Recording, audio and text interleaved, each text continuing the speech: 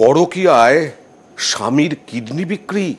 হ্যাঁ, এই রকমই ঘটনা ঘটেছে। কিডনি বিক্রি করে অন্য প্রেমিকের সঙ্গে ধাঁ।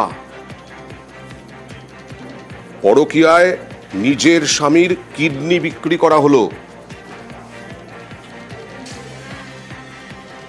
এই যে দেখুন, এই সুপর্ণা বেজ অভিযুক্ত। এই তার স্বামীর কিডনি বেচে একেবারে পরকীয়ার জন্য চলে এলেন একেবারে উত্তর 24 পরগনায়। সেই প্রেমিক, তার তেভার দেখুন।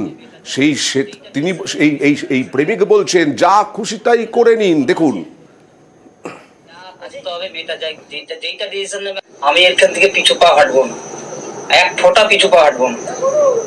আমি যা বদনাম হওয়ার হয়ে গেছে, যা হওয়ার আমার হয়ে গেছে, যেটুকু যা ছিল সব হয়ে গেছে। এখন আমি মেয়েটার দিকে তাকিয়ে যা করতে হবে, মেয়েটা যেইটা ডিসিশন নেবে আমি সেই ডিসিশনে রাজি আছি।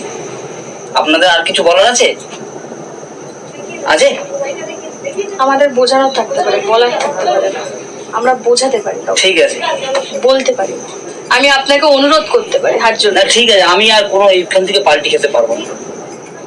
আমার যেইটুকু যা ছিল মান সব কিছু নিয়েই আমার ইয়ে হয়ে গেছে। এখন আমি সরাসরি চলে যাব প্রতিনিধি অরুণের কাছে। কারণ এই সুপর্ণা বেজ তিনি কোথাকার, স্বামীর সঙ্গে কিরকম সম্পর্ক ছিল, কিডনি বেচে তিনি কেন আবার পরকীয়ায় জড়িয়ে পড়লেন, কি জানা যাচ্ছে?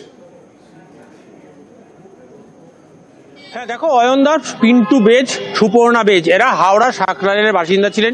দীর্ঘ 12 বছর ধরে কিন্তু তাদের সংসার করেছেন। তাদের 10 বছরের একটি মেয়ে আছে। এরপর স্ত্রী তাকে স্বামীকে বুদ্ধি দেয় যে আমাদের সংসার খুব অচল অবস্থা চলছে, মেয়েও বড় হচ্ছে, তার বিয়ে দিতে হবে। এই কথা বলে তিনি বলেন যে তোমার তো বড় কিছু কাজ নেই, তুমি একটা কিডনি বিক্রি করে দিলে আমাদের অনেকটাই সচ্ছল হব। এই কথা বলে কিন্তু 1 বছর ধরে স্বামীর পেছনে কিন্তু তিনি একই কথা বলতে থাকেন।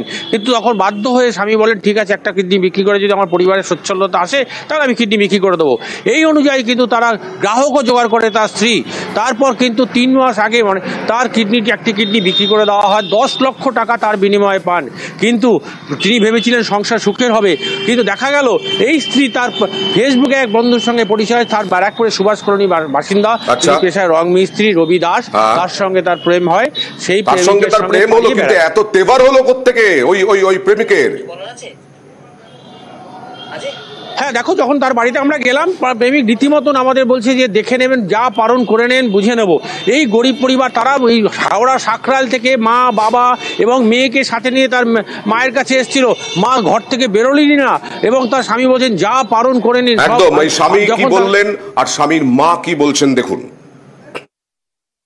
বললো যে তুমি কিডনি ডোনেটটা করো, আমাদের টাকা পয়সা দরকার, ঘর বাড়ি করবো, মেয়ের জিনিসপত্র করবো। 2 মাস 2-1-3 এরকম টাইম লাগছে বলে খালি বলছি কবে হবে অপারেশনটা হবার 2 মাস পরে, 1 মাস পরেই আমাকে বলে 3 মাস বেডে থাকবে, মানে রেস্ট থাকবে, পুরো রেস্ট, কোথাও বেরোবে না, কোথাও কিছু করবে না। তা উনি আমাকে বলে এরকম বাজার করতে নাম করে চলে এসে। আচ্ছা, অপারেশন করে কত টাকা পেয়েছিলেন? 10 লাখ টাকা। ফেসবুকে পরিচয়, জিনিসপত্র, টাকা পয়সা, ক্যাশ সব নিয়ে চলে এসেছে। কি চাইছেন? বাবুকে নিয়ে যেতে চাইছি।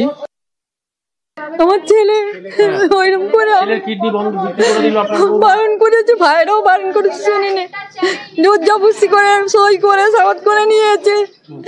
আমি ওই ছেলেকে দেখতে পারি, তবু যা করে করি দেখি ওই নাতনিকে আর এই ছেলেকে, আর কি বলবো, দুঃখের কথা। ফেসবুকে পরিচয়, এই প্রেমিকের সঙ্গে সবকিছু, টাকা পয়সা, কিডনি বেচে সব টাকা পয়সা নিয়ে চলে এলো সুপর্ণা বেজ, আর তার প্রেমিকের এত তেভার দেখুন। আপনার ওয়াইফের নামে একটা গুরুতর অভিযোগ এসেছে, কি বলবেন?